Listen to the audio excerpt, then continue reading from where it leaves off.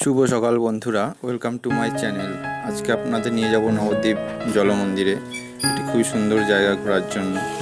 মন্দিরে ঢুকেই আনাতে পুতুল, মালা, ঠাকুরের ড্রেস সমস্ত কিছু বিক্রি করছে দেখুন।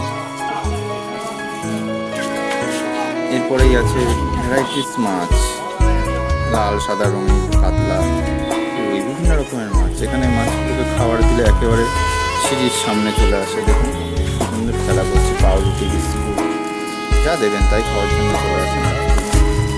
অনেক মাছ আছে, এই মাছগুলো ধরতে দেয় না যদি ওরা মন্দির কর্তৃপক্ষ। তারপরেই আছে হরিণ। তার আগে আমি হরিণের জন্য খাবার নিয়ে নিয়েছি। হরিণের খাবার বিক্রি হয় ওখানে প্যাকেটে, আপনি বাড়িতেও নিয়ে যেতে পারেন। দেখুন হরিণকে খাওয়াচ্ছিলাম, একেবারে সামনে চলে আসছে। দেখুন অনেক হরিণ আছে, 20-30টারও বেশি হরিণ আছে।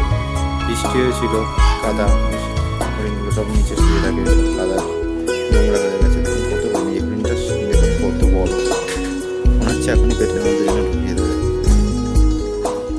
ডাঁটা শাক পাতা যা দেবেন তাই খায়। আর সঙ্গেই আছে আরও রাজহাঁস আছে, খরগোশ আছে।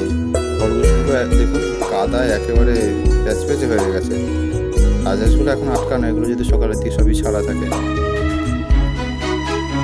শীতকালে বিভিন্ন রকমের গাছ থাকে, ফুল থাকে, সেগুলো